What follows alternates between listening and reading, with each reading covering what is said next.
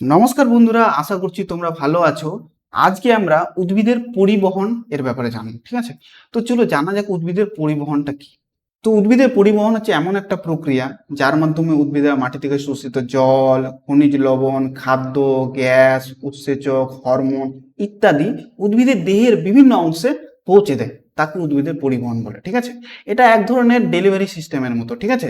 যেমনি ডেলিভারি লোকরা কি করে এক জায়গাতে অন্য জায়গায় জিনিস পৌঁছাপৌঁছি করে, ওই ওই একই রকম ভাবে, ঠিক আছে? মানে এই পদ্ধতির মাধ্যমে উদ্ভিদ কি করে বিভিন্ন মানে উপাদান উদ্ভিদের এক অংশ থেকে অন্য অংশে পৌঁছে দেয়, ঠিক আছে? তো চলো উদ্ভিদের যে এই পরিবহনটা আছে এটা কয় প্রকার জানা যাক, ঠিক আছে? তো উদ্ভিদের পরিবহনটা প্রধানত দুই প্রকার, নিষ্ক্রিয় পরিবহন আর একটা হচ্ছে সক্রিয় পরিবহন, ঠিক আছে? তো নিষ্ক্রিয় পরিবহনে কি এটিপি লাগে? লাগে না। মানে এখানে শক্তির প্রয়োজন হয় না। এটিপি আমরা জানি হচ্ছে উদ্ভিদের এনার্জি কারেন্সি বলা হয়, কারণ এটিপির মাধ্যমে উদ্ভিদ শক্তি উৎপন্ন করে। তো এটিপি এখানে প্রয়োজন হয় না নিষ্ক্রিয় পরিবহনে, ঠিক আছে? আর সক্রিয় পরিবহন এটাকে এই জন্যই বলা হয় কারণ এখানে এটিপির ব্যবহার হয়, ঠিক আছে? আচ্ছা, এখন আপাতত আমরা নিষ্ক্রিয় পরিবহনের ব্যাপারে পড়বো, ঠিক আছে? যেখানে নিষ্ক্রিয় পরিবহনটা দুটা ভাগ আছে, একটা ব্যাপন এবং অবিশ্রবণ, ঠিক আছে? তো ব্যাপন কাকে বলে? যে ভৌত প্রক্রিয়ায় নিজস্ব গতির প্রভাবে দুটি পৃথক পদার্থের অণু বা আয়ন বেশি ঘনত্বের স্থান থেকে কম ঘনত্বের স্থানে গমন করে সম ঘনত্বে উপনীত হয় তাকে ব্যাপন বলে। এই সংজ্ঞাটা থেকে হয়তো তোমরা অনেকে বুঝতে পারলা না, চলো এই জিনিসটাকে একটু সহজভাবে ব্যাখ্যা করার চেষ্টা করো, ঠিক আছে? তো প্রকৃতিতে আমরা যতগুলো কণা দেখতে পাচ্ছি, বাতাসের কণা হোক, জলের কণা হোক, ঠিক আছে, সেগুলো কোনটাই স্থির অবস্থায় নাই, সেগুলো সবসময় গতিশীল অবস্থায় আছে, বুঝতে পারলা? আর কোনো একটা পদার্থের ঘনত্ব যত বেশি হয়, ঠিক আছে, সেখানে কণার সংখ্যাও তত বেশি হয়। তাহলে তাদের মধ্যে কি হবে? সংঘর্ষ বেশি হবে। আর যেখানে মানে ঘনত্ব কম, সেখানে কণার সংখ্যা কম, সেখানে সংঘর্ষ কম হবে। এটাকে এইরকম ভাবে ভাবতে পারো, যেখানে লোক বেশি হবে সেখানে ঝগড়াঝাটি বেশি হবে, মারামারি বেশি হবে। যেখানে লোক কম হবে এখানে ঝগড়াঝাটি কম হবে, মারামারি কম হবে, এই একই জিনিস, ঠিক আছে? তো বেশি ঘনত্বের যে কণাগুলি আছে তাদের যেহেতু সংঘর্ষ বেশি, কারণে তাদের বেশি ছড়িয়ে যাওয়ার সম্ভাবনা বেশি থাকবে কাদের তুলনায়? যে কম ঘনত্বের কণাগুলি আছে তাদের তুলনায়, ঠিক আছে? এই জন্য কি হয়, কণাগুলো সবসময় বেশি ঘনত্বের স্থান থেকে কম ঘনত্বের স্থানে মানে করে যাত্রা করে, গমন করে, ঠিক আছে? তো আর এই প্রক্রিয়াটা চলতে থাকবে যতক্ষণ পর্যন্ত পুরো যে আছে মানে পদার্থটা আছে সাম্যাবস্থায় না চলে আসে, মানে সব জায়গায় সমানভাবে না ছড়িয়ে যায়। এই জিনিসটা তোমরা বাস্তব জীবনে অনেক জায়গায় লক্ষ্য করেছো, ঠিক আছে? ধরে নাও কোনো একটা পারফিউম তোমরা ঘরের মধ্যে ছড়িয়ে দিলা, ঠিক আছে, কোনো এক কোণে ছড়িয়ে দিলা, দেখা যাবে কিছুক্ষণ পর ওই মানে পারফিউমটার যে সুগন্ধটা পুরো ঘরের মধ্যে ছড়িয়ে যায়। আবার কোনো একটা স্বচ্ছ গ্লাসের মধ্যে যে জল রাখা আছে তার মধ্যে যদি কোনো একটা কালার, রং, নীল কোনো কিছু ঢেলে দাও, তাহলে কিছুক্ষণ পর কি দেখা যায়? পুরো রংটা কি হয়েছে? পুরো গ্লাসটার মধ্যে কি হয়েছে? ছড়িয়ে গেছে, কারণ রংটা ছিল এখানে বেশি ঘনত্বের এবং জলটা হচ্ছে কি কম ঘনত্বের, এই জন্য এই জিনিসটা হয়েছে। তো ব্যাপনের কয়েকটা গুরুত্বর ব্যাপারে আমাদের জানতে হবে, ব্যাপনটা কি আসলে কাজে লাগে। ব্যাপনের মাধ্যমে কি হয়? সালোক সংশ্লেষ প্রক্রিয়ার সময় কি হয়, উদ্ভিদেরা কি করে কার্বন ডাই অক্সাইডটা গ্রহণ করে পাতার মাধ্যমে এবং অক্সিজেনটা ত্যাগ করে দেয়, ঠিক আছে? আর সালোক সংশ্লেষ প্রক্রিয়ার সময় যে গ্লুকোজ আর অন্যান্য পদার্থ এক কোষ থেকে অন্য কোষে এই ব্যাপন প্রক্রিয়ার মাধ্যমে কি হয়? পরিবাহিত হয়, ঠিক আছে? তারপর হচ্ছে গিয়ে উদ্ভিদ তার যে অতিরিক্ত জল আছে, হ্যাঁ, বাষ্পমোচনে আমরা পড়েছি, এই ব্যাপন প্রক্রিয়ার মাধ্যমে কি করে বের করতে নিজের শরীর থেকে, বুঝতে পারলাম ব্যাপারটা? আর প্রাণীদের মধ্যেও ব্যাপন করে, যেখানে ফুসফুস এবং রক্তের মধ্যে ব্যাপন প্রক্রিয়ার মাধ্যমে অক্সিজেন আর কার্বন ডাই অক্সাইড আদান প্রদান ঘটে। এরপরে হচ্ছে গিয়ে অবিশ্রম, ঠিক আছে? তো যে ভৌত প্রক্রিয়ায় অর্ধভেদ্য পর্দা দ্বারা, এখানে কয়েকটা টার্ম আছে যেগুলো আমাদেরকে লক্ষ্য রাখতে হবে, ঠিক আছে? আমি দাগ দিতে দিতে যাচ্ছি, ঠিক আছে? অর্ধভেদ্য পর্দা দ্বারা পৃথকীকৃত দুটি সম প্রকৃতির অসম ঘনত্বের দ্রবণের দ্রাবক অণু কম ঘনত্বের দ্রবণ থেকে বেশি ঘনত্বের দ্রবণ দিকে চলাচল করে যতক্ষণ পর্যন্ত উভয় পক্ষ সাম্যাবস্থায় প্রতিষ্ঠিত না হয় তাকে অবিশ্রবণ বলে, ঠিক আছে? এখানে কয়েকটা জিনিস আমাদের, অর্ধভেদ্য পর্দা মানে কি প্রথমে আমাদের বুঝতে হবে। অর্ধভেদ্য পর্দা হচ্ছে এমন একটা পর্দা যার মাধ্যমে শুধু জল চলাচল করতে পারে, মানে যার মাধ্যমে শুধু জল যেতে পারবে, ঠিক আছে। তার মাধ্যমে চিনি বা লবণের কোনো কণা আর পার যেতে পারবে না, এই জন্য অর্ধবেদ্য পর্দা বলছে, ঠিক আছে। মানে শুধু জলই এর আর পার যেতে পারবে, ঠিক আছে। এবার বলছে সমপ্রকৃতির মানে দ্রবণ দুটা, মানে অভিশ্রবণটা হওয়ার জন্য দ্রবণ দুটা একই প্রকৃতির হতে হবে, ঠিক আছে। মানে অভিশ্রবণটা সবসময় কম ঘনত্বের চিনির জল এবং বেশি ঘনত্বের চিনির জলের মধ্যে হবে, ঠিক আছে। এবং কম ঘনত্বের লবণ জল এবং বেশি ঘনত্বের লবণ জলের মধ্যেই হবে, উল্টাটা হতে পারে না যে কম ঘনত্বের চিনির জল এবং বেশি ঘনত্বের লবণ জল এর মধ্যে হবে না, সম প্রকৃতির হতে হবে। এবং অসম ঘনত্ব মানে কম ঘনত্ব চিনি জল, বেশি ঘনত্ব চিনি জল, এরকম অসম প্রকৃতি। এবার হচ্ছে গিয়ে দ্রবণের দ্রাবক অণু। তো এখানে যে পুরো মিক্সচারটা আছে সেটাকে বলা হচ্ছে গিয়ে দ্রবণ, ঠিক আছে। মানে চিনি জলটা, এখানে চিনি জল যদি আমরা ধরে নিই, ঠিক আছে, সেটা কি কি দিয়ে তৈরি, একটা হচ্ছে গিয়ে দ্রাব আর প্লাস হচ্ছে গিয়ে দ্রাবক, ঠিক আছে। তাহলে পুরো দ্রবণটা এখানে যদি আমরা চিনি জলের দ্রবণ ভাবি, ঠিক আছে, তাহলে এখানে দ্রাবটা হয়ে যাবে গিয়ে চিনি, আর দ্রাবকটা হয়ে যাবে জল। এটাকে এরকম করে ভাবতে পারো, যেটা বেশি পরিমাণে থাকবে সেটাকে আমরা দ্রাবক বলবো, আর যেটা কম পরিমাণে থাকবে সেটাকে আমরা চিনি বলবো, ঠিক আছে। যেখানে মিক্স করা হচ্ছে সেটা হচ্ছে গিয়ে দ্রাবক, এবং যেটা মিক্স করা হচ্ছে সেটা হচ্ছে গিয়ে দ্রাব, ঠিক আছে। আশা করছি বুঝাতে পেরেছি, ঠিক আছে। তো অভিশ্রবণের ক্ষেত্রে কি হবে, যে দ্রাবকের অণু মানে চিনি জল হলে জলের অণুগুলো কি হবে, কম ঘনত্বের দ্রবণ থেকে বেশি ঘনত্বের দ্রবণের দিকে মানে চলবে, যতক্ষণ পর্যন্ত দুটা সাম্যাবস্থায় না চলে আসে, ঠিক আছে। তো চলো এটাকে একটু সহজভাবে ব্যাখ্যা করি, ঠিক আছে। এর আগে ব্যাপনে আমরা দেখলাম যে প্রকৃতিতে এমন একটা নিয়ম আছে যে কি হয়, মানে অণুগুলো সবগুলো কি হয়, একটা সাম্যাবস্থায় আসার চেষ্টা করে। এবারকার ধরে নাও দুটা পদার্থ আছে, মানে চিনি জলই ধরো, তাহলে একদিকে আছে গিয়ে কম ঘনত্বের চিনি জল, যেখানে কিসের পরিমাণ বেশি আছে, জলের পরিমাণ বেশি আছে এবং চিনির পরিমাণ কম আছে। আরেক দিকে আছে কি বেশি ঘনত্বের চিনি জল, যেখানে চিনি বেশি আছে জল কম আছে, ঠিক আছে। আর এই দুটাকে আলাদা করা আছে গিয়ে একটা অর্ধভেদ্য পর্দা দিয়ে, যে যার মাধ্যমে শুধু কি করতে পারবে, জলটাই এদিক ওদিক যেতে পারবে, ঠিক আছে। চিনি যেতে পারবে না, কারণ চিনির যে অণুগুলো আছে সেগুলো বড় আছে সেই ছিদ্রের তুলনায়, ঠিক আছে। তো যেহেতু চিনি যেতে পারবে না, তাহলে এখানে সাম্যাবস্থাটা আনার জন্য জলের যে অণুগুলো আছে সেগুলো এদিক ওদিক যাবে, ঠিক আছে। তো কি হবে এখানে, এখানে কি হবে, যে জলের যে অণুগুলো আছে সেগুলো যে কম ঘনত্বের দ্রবণ আছে, কম ঘনত্বের দ্রবণ মানে হচ্ছে যেখানে জলের অণুর সংখ্যা বেশি আছে সেটা বেশি ঘনত্বের দ্রবণ, যেখানে জলের অণুর সংখ্যা কম আছে সেই দিকে যেতে থাকবে, যতক্ষণ পর্যন্ত দুই দিকে দ্রবণের যে ইটা হচ্ছে ঘনত্বটা কি হয়, একই না হয়ে যায়, বুঝতে পারলা, ততক্ষণ এই প্রক্রিয়াটা চলতে থাকবে। এইটাই হচ্ছে গিয়ে অভিশ্রবণ। তো বাস্তব জীবনেও আমরা এরকম অনেকগুলা জিনিস দেখতে পাই, ঠিক আছে। যেমনি ধরে নাও তুমি অনেকগুলা কিশমিশ নিলা এবং সেটিকে জলের মধ্যে রেখে দিলে, ঠিক আছে। কিছুক্ষণ পর তোমরা কি দেখতে পাবো, যে কিশমিশগুলো কি হয়েছে, ফুলে গেছে, ঠিক আছে। কেন ফুলে গেছে, এটা এখানে যে কিশমিশের ভিতরে আছে ওখানে বেশি ঘনত্ব আছে, এবং কিশমিশের বাইরে মানে জলের মধ্যে কম ঘনত্ব আছে, ঠিক আছে। আর কিশমিশের যে ইটা আছে মানে যাকে বলে চামড়াটা, সেটা অর্ধভেদ্য পর্দা হিসেবে কাজ করছে। তাহলে জলের কণাগুলো কি করছে, কম ঘনত্ব থেকে বেশি ঘনত্বের দিকে যাচ্ছে, মানে সাম্য অবস্থায় আনার জন্য, ঠিক আছে। তো যতক্ষণ পর্যন্ত পুরো তরল দুটা বাইরের এবং ভিতরের দুটা সাম্য অবস্থায় না চলে আসে ততক্ষণ এই মানে গমনটা চলতে আছে। এখানে কারা গমন করছে, জলের অণুগুলো গমন করছে, ঠিক আছে। তাছাড়া হচ্ছে গিয়ে আমের উপর, কাটা আমের উপর তুমি যদি নুন দিয়ে দাও সেখান থেকে জল বেরোতে থাকে, ঠিক আছে। এই জিনিসগুলো ঘটে। এরপর আমাদেরকে অভিশ্রবণে কয়েকটা গুরুত্ব দেখে নিতে হবে, ঠিক আছে। অভিশ্রবণের মাধ্যমে কি করে উদ্ভিদেরা মাটি থেকে কি করে জল মূলরোমের মাধ্যমে কি করে শোষণ করে। এরপর কি, উদ্ভিদের মূলরোম দিয়ে যে জল ঢোকার পর সেই অভিশ্রবণ প্রক্রিয়া এক কোষ থেকে পাশের কোষে ধাপে ধাপে হয়ে উদ্ভিদের পাতায় পৌঁছায়। এরপরে হচ্ছে কি, উদ্ভিদের মূলরোম দিয়ে যে জল শোষিত হয় সেটা আবার অভিশ্রবণ প্রক্রিয়ার মাধ্যমে কি এক কোষ থেকে অন্য কোষে ধাপে ধাপে কি করে উদ্ভিদের পাতার মধ্যে এবং প্রত্যেকটা কোষের মধ্যে পৌঁছায়, ঠিক আছে। এবার কি কোষের ভিতরে জল প্রবেশ করে আবার কোষের ভেতরে যে জল প্রবেশ করে এতে কি হয়, কোষগুলো ফুলে যায় এবং টানাটানি হয়ে যায়, ঠিক আছে। এই কারণে নরম যেগুলো উদ্ভিদ থাকে, বিরোধ জাতীয় যে উদ্ভিদ থাকে, ঠিক আছে, সেগুলো সহজে নেতিয়ে পড়ে না এবং সোজাভাবে দাঁড়িয়ে থাকতে পারে, ঠিক আছে। এরপরে হচ্ছে গিয়ে উদ্ভিদের যে পাতার পত্ররন্ধ্র খোলা বন্ধ হয় সেটা রক্ষী কোষের অভিস্রবণের চাপের উপরই নির্ভর করে, মানে রক্ষী কোষটা যে খোলা বন্ধটা হয়, ঠিক আছে, সেটা অভিস্রবণের চাপের জন্য ঘটতে পারে। এর আগের যে প্রক্রিয়াগুলো দেখলাম আমরা, সেগুলোতে উদ্ভিদের কোনো মানে শক্তি ব্যবহার হচ্ছে না, সেগুলো নিজে নিজেই ঘটছিল, সেগুলো যে ভৌত প্রক্রিয়া নিজে নিজেই ঘটছে, ঠিক আছে।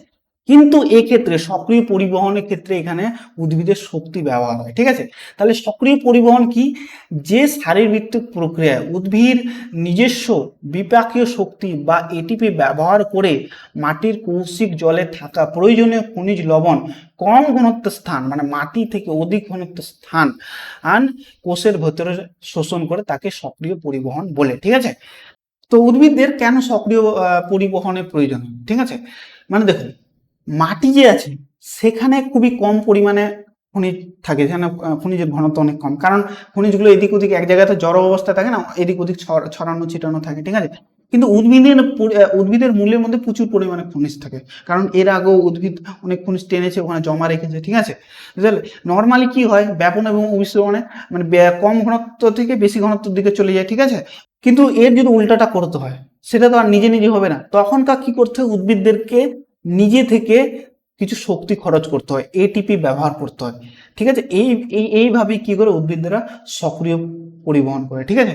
তাহলে আমরা জেনে নিই সক্রিয় পরিবহন গুরুত্বটি, মানে কি কাজে লাগে উদ্ভিদেরা কি করে সক্রিয় পরিবহনের মাধ্যমে খনিজ লবণ শোষণ করে মাটি থেকে, ঠিক আছে। তারপরে পাতায় তৈরি শর্করা, অ্যামাইনো অ্যাসিড ইত্যাদি ফ্লোয়েম কলার মাধ্যমে সারা শরীরে উদ্ভিদের মানে এই করে ছড়িয়ে দেয়।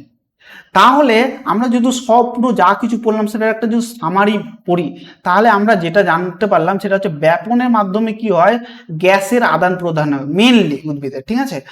আর অভিস্রবণের মাধ্যমে জলের আদান প্রদানের, মানে জলটা টেনে নেয় উদ্ভিদের মূল থেকে, ঠিক আছে। আর সক্রিয় পরিবহনের মাধ্যমে খনিজ লবণ, গ্লুকোজ, অ্যামাইনো অ্যাসিড, জরুরি জৈব পদার্থ আদান প্রদান হয়, ঠিক আছে। এবারকার সবচেয়ে জরুরি যেটা হচ্ছে ব্যাপন এবং অভিস্রবণের পার্থক্য। তো ব্যাপনে অর্ধভেদ্য পর্দার প্রয়োজন হয় না, অভিস্রবণে একটা অর্ধভেদ্য পর্দার প্রয়োজন হয়।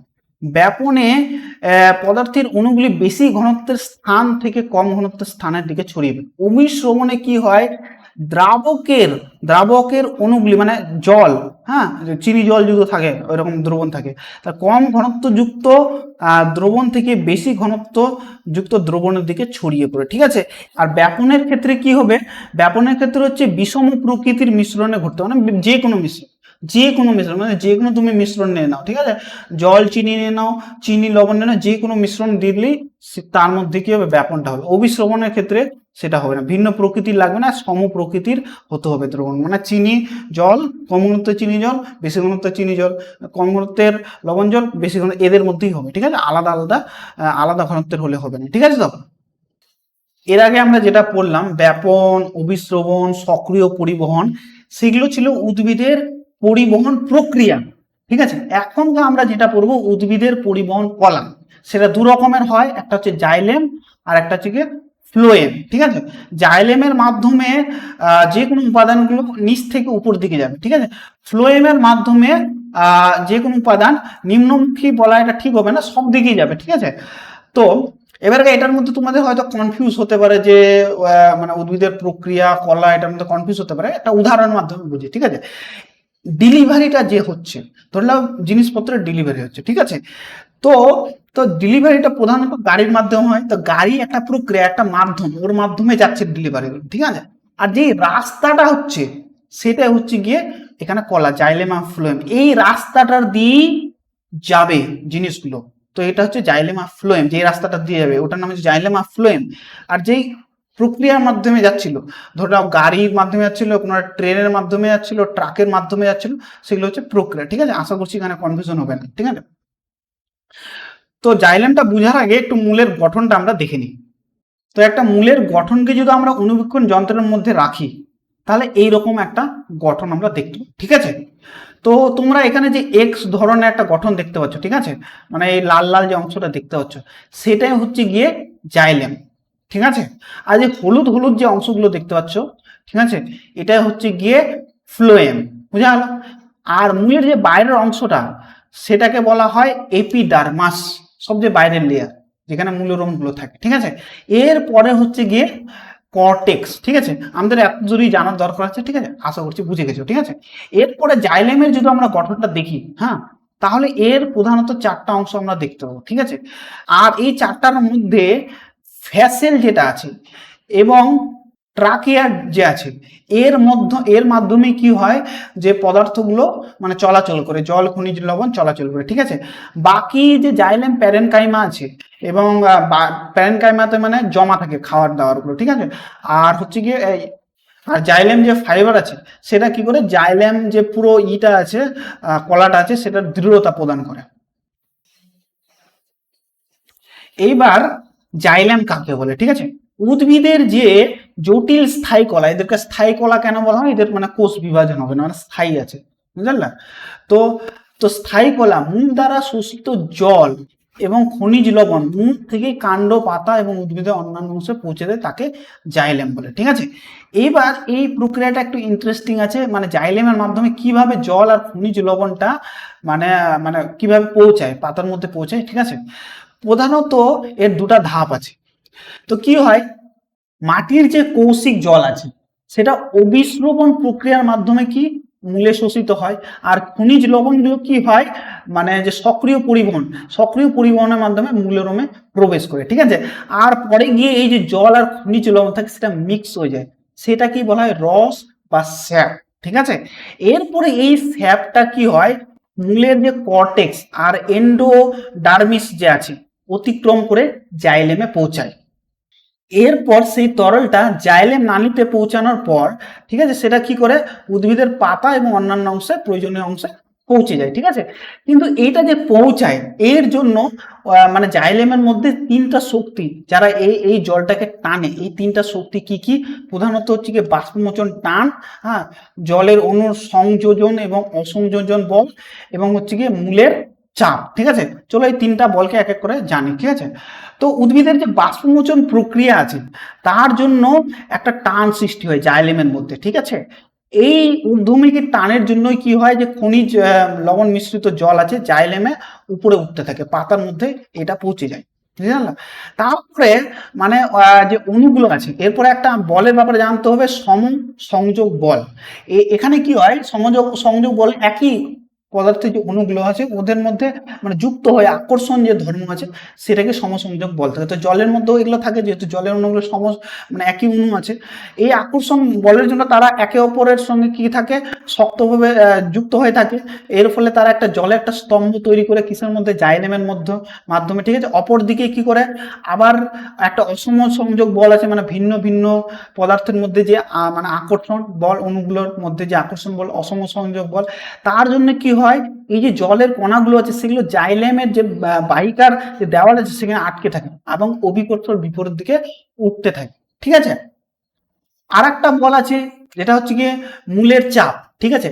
মাটি থেকে জল শোষণের ফলে উদ্ভিদের মূলে কোষে যে চাপ সৃষ্টি হবে, প্রচুর জল বেড়ে যাচ্ছে, একটা চাপ সৃষ্টি হচ্ছে, তার ফলেও কি হয় জলগুলো কি হয় নালী মানে জাইলেম নালীর মাধ্যমে উপর দিকে উঠতে থাকে, ঠিক আছে। তো এই যে পুরো প্রক্রিয়াটা যেখানে হচ্ছে কি উদ্ভিদের মূল দ্বারা শোষিত জল খনিজ লবণ জাইলেম বাহিকার মাধ্যমে কি করে মহাকর্ষ বিপরীতে পাতায় পৌঁছায়, এই পুরো প্রক্রিয়াটাকে বলা হয় রসের উৎস্রোত।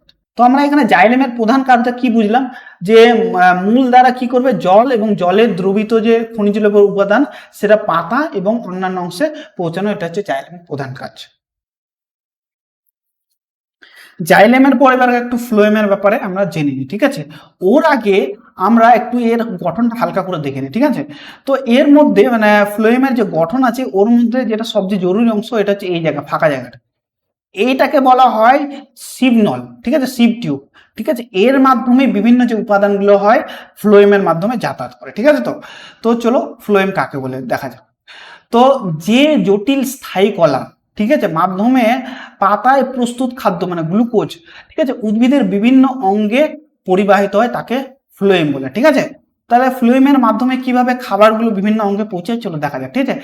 তো পাতার মধ্যে সালোক সংশ্লেষ প্রক্রিয়ায় যে খাদ্যটা তৈরি হয়, ঠিক আছে, সেটা এটিপির সাহায্যে, এটিপির সাহায্যে মানে এখানে শক্তির ব্যবহার হচ্ছে, মানে এটা একটা সক্রিয় পরিবহন প্রক্রিয়া, ঠিক আছে। এটিপির সাহায্যে কি হয়, শর্করা, অ্যামাইনো অ্যাসিড, ঠিক আছে, এবং বিভিন্ন যে জরুরি জৈব পদার্থ সেটা ফ্লোয়েমের সিভ নলে প্রবেশ করে, ঠিক আছে। এটাকে বলা হয় ফ্লোয়েম লোডিং, ঠিক আছে, যেহেতু ওখানে লোড হলো মানে ফ্লোয়েমের মধ্যে খাবার দাবার সবকিছু, ঠিক আছে। এরপর সিভ নলে কি হয়, যে এই ঘনত্বটা বেড়ে যায়, খাবার যেহেতু ওখানে প্রবেশ করছে, এর ফলে সিভ নলে ঘনত্বটা বেড়ে হওয়ার জন্য কি হয়, জাইলেম থেকে জল অভিশ্রমণের মাধ্যমে ফ্লোয়েমে প্রবেশ করে। এর ফলে জল প্রবেশ করার ফলে সিভ নলে কি হয়, চাপের সৃষ্টি হয়। এই চাপের ফলে কি হয়, ফ্লোয়েমের মধ্যে যে খাদ্যদ্রব্য সমৃদ্ধ যে দ্রবণ থাকে সেটা কি হয়, সিভ নলের মাধ্যমে পাতার বিভিন্ন অংশ যেমন যে মূল, কাণ্ড, পাতা, বীজে প্রবেশ করে, ঠিক আছে। এরপর গন্তব্যস্থলে পৌঁছানোর পর সেটা সিভলম থেকে মানে বেরিয়ে যায়, ঠিক আছে, এবং উদ্ভিদের বৃদ্ধি, শোষণ এবং সঞ্চয় কাজে কি হয়, ব্যবহৃত হয়। এই পুরো প্রক্রিয়াটাকে বলা হয় ফ্লোয়েম আনলোডিং। এখানে আনলোডিং হলো মানে ওখান থেকে সব বেরিয়ে গেলো। এরপর যেহেতু সব আনলোডিং হয়ে গেলো, এরপর আবার কি হবে, মানে অতিরিক্ত যে জল আছে যেটা মানে ফ্লোয়েমের মধ্যে ছিল সেটা আবার জাইলেমে ফুরিয়ে যাবে, মানে চাপটা আবার রিলিজ হয়ে গেলো। এই যে পুরো প্রক্রিয়াটা, যেখানে উদ্ভিদের পাতা থেকে উৎপন্ন যে খাদ্য, ঠিক আছে, ফ্লোয়েমের সিভ নলের মাধ্যমে কি হলো, উৎপত্তি স্থল থেকে উদ্ভিদের বিভিন্ন অঙ্গ যেমন যে মূল, কাণ্ড, পাতায় পরিবাহিত হলো, এটাকে বলা হয় ট্রান্সলোকেশন বা খাদ্য স্থানান্তরণ, ঠিক আছে।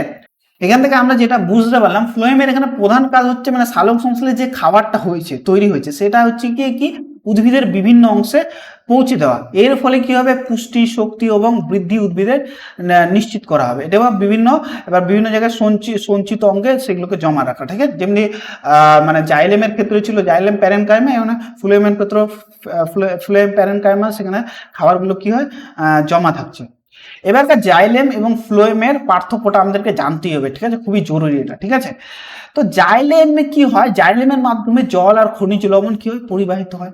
আর ফ্লোয়েমের মাধ্যমে কি হয়, খাদ্যদ্রব্য, ঠিক আছে, প্রধানত সুক্রোজ পরিবাহিত হয়, ঠিক আছে। আর এখানে জাইলেমে কি হয়, মুখ থেকে পাতা এবং উদ্ভিদের অন্যান্য অংশে কি হয়, মানে মানে উপাদানগুলো পরিবাহিত হয়।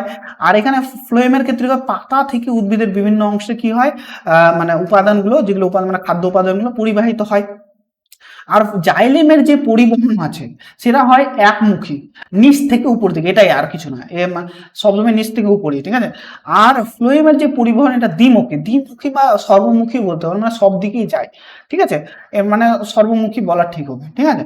এরপরে হচ্ছে গিয়ে এখানে এটিপি ব্যবহার হয় না, মানে এটা হচ্ছে গিয়ে নিষ্ক্রিয় পরিবহন, আর এখানে এটিপি ব্যবহার হয়, তো এটা একটা সক্রিয় পরিবহন, ঠিক আছে।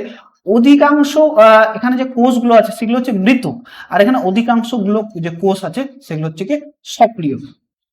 এইবার যা কিছু আমরা পড়লাম সব কিছু পুরো একটা সামারি একটা আমরা একটু দেখে নিই, ঠিক আছে। তো প্রথমে কি হয়, সবচেয়ে প্রথমে কি হয়, মাটি থেকে জল অভিস্রবণের মাধ্যমে কি হয়, মূলের মধ্যে প্রবেশ করে। আর খনিজ লবণ কি হয়, সক্রিয় পরিবহনের মাধ্যমে মূলের মধ্যে প্রবেশ করে। তারপরে সেই জলটা কি হয়, তারপর সেই জল আর লবণের যে মিক্স আছে যেটাকে স্যাপ বলি, সেটা কি জাইলেমে প্রবেশ করে। তারপরে জাইলেমের মাধ্যমে কি করে, সেই জল আর খনিজ লবণ মানে কাণ্ডের মাধ্যমে কি করে উদ্ভিদের পাতার মধ্যে পৌঁছায়। সেই প্রক্রিয়াটাকে রসের উৎস্রোত আমরা জানলাম এর আগে, ঠিক আছে। এরপরে যখনকার পাতার মধ্যে এই জল আর খনিজ লবণটা পৌঁছালো, তারপরে কি হয়, ব্যাপনের মাধ্যমে কি হয়, বাতাস থেকে যে কার্বন ডাই অক্সাইড সেটা পাতার মধ্যে প্রবেশ করে। আর এই সবগুলো জল আর খনিজ লবণ, বাতাসের কার্বন ডাই অক্সাইড, এইগুলোর মাধ্যমে উদ্ভিদেরা সালোক সংশ্লেষ ঘটায়, সালোক সংশ্লেষ থেকে খাবারটা তৈরি করে, ঠিক আছে। তো আর সেই খাবারটা কি হয়, মানে উদ্ভিদে যে এটিপি আছে মানে সক্রিয় পরিবহন, এর মাধ্যমে কি করা হয়, ফ্লোয়েমের মধ্যে প্রবেশ করে, যেটাকে আমরা কি হয় ফ্লোয়েম লোডিং বলি, ঠিক আছে। এর ফলে কি হয়, ফ্লোয়েমে লোডিং হওয়ার পর খাবারটা সেখানকার ঘনত্ব বেড়ে যায়। এই জন্য কি হয়, অভিস্রবণের মাধ্যমে যে জাইলেম থেকে জলটা ফ্লোয়েমে প্রবেশ করে, এর ফলে ফ্লোয়েমে কি হয়, চাপ সৃষ্টি হয়। এর ফলে কি হয়, সেই চাপের ফলে কি হয়, ফ্লোয়েমের মধ্যে যে সিগন্যাল থাকে সেখান থেকে খাবারটা কি হয়, উদ্ভিদের বিভিন্ন অংশ যেমন পাতা, মূল, কাণ্ড, মানে বীজের মধ্যে কি হয়, মানে পৌঁছে যায়, সেটাকে বলা হয় ট্রান্সলোকেশন। এই খাবারটা যে গন্তব্যস্থলে পৌঁছালো শিবনলের মাধ্যমে, ঠিক আছে, এই যে পুরো প্রক্রিয়াটা পৌঁছানোর প্রক্রিয়াটাকে কি বলা হয়, মানে ওখানে আনলোডিং হলো, তাহলে ফ্লোয়িং আনলোডিং হয়, ঠিক আছে। এর ফলে কি উদ্ভিদের বৃদ্ধি, শোষণ এবং সঞ্চয়ের কাজে ব্যবহার হয় এই যে খাবারটা যে পৌঁছালো, ঠিক আছে। এর অতিরিক্ত যে জলটা থাকে সেটা কি হয়, ফ্লোয়েম থেকে বেরিয়ে আবার জাইলেমে কি হয়, ফিরে যায়। তো আশা করছি বন্ধুরা তোমাদেরকে আমি যেটা বুঝালাম সবকিছু ভালোভাবে বুঝতে পেরেছো। তবুও কোনো সমস্যা থাকলে অবশ্যই কমেন্টে তোমরা জানাবা, ঠিক আছে। তো এখন পর্যন্ত আমি তোমাদেরকে যা কিছু বুঝালাম, ঠিক আছে, সব এই পিডিএফ এর মধ্যে সব দেওয়া আছে, ঠিক আছে। তো এই পিডিএফটা তোমরা যদি পেতে চাও অবশ্যই আমার হোয়াটসঅ্যাপ নাম্বার, সেখানে তোমরা যোগাযোগ করতে পারো। সেখানে তুমি আমাকে একটা মেসেজ করলেই আমি তোমাদেরকে এই দুটো পিডিএফ, ঠিক আছে, তোমাদেরকে আমি পাঠিয়ে দেবো, ঠিক আছে। তবু তোমরা যদি স্ক্রিনশট নিতে চাও তো আমি আস্তে আস্তে এটাকে স্ক্রোল করছি, ঠিক আছে, স্ক্রিনশট নিয়ে নিতে পারো, ঠিক আছে। তো